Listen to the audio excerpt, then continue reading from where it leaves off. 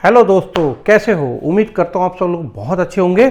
और मैं TC news channel से आपके सामने एक बहुत अच्छी और बहुत बढ़िया खबर के साथ आ रहा हूँ, जिसमें राहुल गांधी की न्याय जोड़ो यात्रा यूपी में एक अपने भव्य स्वागत की ओर आगे बढ़ रही है।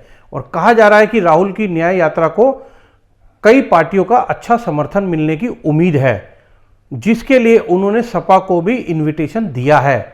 तो अपने बातों पे हम आगे बढ़ते हैं। राहुल कर रहे हैं मिशन 2024 को लेकर एक संदेश देने की तैयारी कर रहे हैं। उनका कहना यह है कि यूपी की 20 जिलों में और 25 लोकसभा सीटों से उनकी यात्रा गुजर के निकलेगी। जो उनका पूरा फोकस है कि उन सारी सीटों को और लोकसभा को और जिलों को पूरे कवर करते हुए चलना। ये यात्रा 11 दिनों तक चलेगी यूपी के अंदर, और 11 दिनों के बाद भारत जोड़ो न्याय यात्रा की सफलता को देखते हुए कांग्रेस अपनी रणनीति उसी हिसाब से आगे बढ़ाएगी। और उनका पूरा फोकस है कि 14 फरवरी को उत्तर प्रदेश में चंदौली में प्रवेश करने की, और यह यात्रा चंदौली से शुरू होकर वाराणसी, मिर्जापुर होते हुए आगे रायबरेली और अमेठी भी जरूर जाएगी, और वहीं लखनऊ के रास्ते वह आगे बढ़ेगी। राहुल गांधी की यही न्याय जोड़ो यात्रा उत्तर प्रदेश के 20 जिलों से होती हुई 25 लोकसभा सीटों में जानी है। और इनका पूरा फोकस है कि यूपी को किसी भी तरह से अपनी पहले के मुकाबले सीटों को बढ़ाना, और उसके लिए ये एक इनकी स्ट्रैटेजी का पार्ट है कांग्रेस का।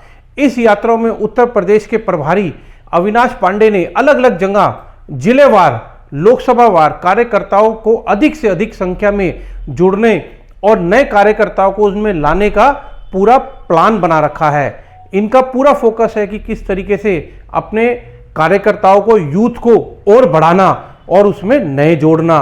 और वही प्रभारी अविनाश पांडे ने भी कार्यकर्ताओं के साथ एक बैठक करी, जिसमें युवाएं, महिलाएं, सैनिक, बेरोजगार समेत अन्य वर्गों के बहुत सारे लोगों को इन्होंने जोड़ा।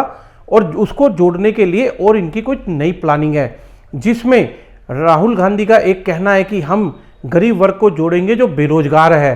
बेरोजगारी का इनका सबसे बड़ा फोकस है, और उसकी वजह से अलग अलग जगहों पर राहुल गांधी मुलाकात करने के लिए इस यात्रा में जोड़ने की तैयारी कर रहे हैं।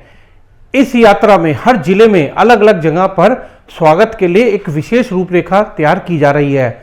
इस यात्रा के माध्यम से जिन 25 लोकसभा सीटों पर फोकस किया जा रहा है, उनमें सभी 18 मंडलों से लगभग एक एक सीट पर कांग्रेस की लड़ने की तैयारी है।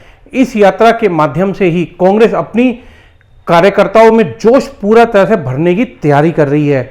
उनको बूथ स्तर पर एक्टिव करना और सरकार के अन्य मुद्दों को खुद से जोड़ने की यात्रा को लेकर निकाली जा रही है। उसमें सरकार जो मौजूदा है स्टेट में या सेंटर में, उनकी जितनी भी गलतियां या कमियां हैं, उनको सारी को पब्लिक तक पूरे तरीके से पहुंचाना और बताना कि कांग्रेस आती है तो क्या फायदा है और बीजेपी के होने से आप लोगों को क्या नुकसान है। ये सारे फायदे गिनाते हुए राहुल गांधी अपनी न्याय यात्रा को आगे बढ़ा रहे हैं, और यही मकसद है उनका यूपी के अपनी जो उन्होंने रूपरेखा बनाई है कि किस सीट से कहां से कौन कौन सी जिलों से निकल के जाना है, क्योंकि इनकी पूरी प्लानिंग कर ली है इन्होंने। उनका पूरा मकसद ही यही है कि यूपी में कांग्रेस के वर्चस्व को बढ़ाना।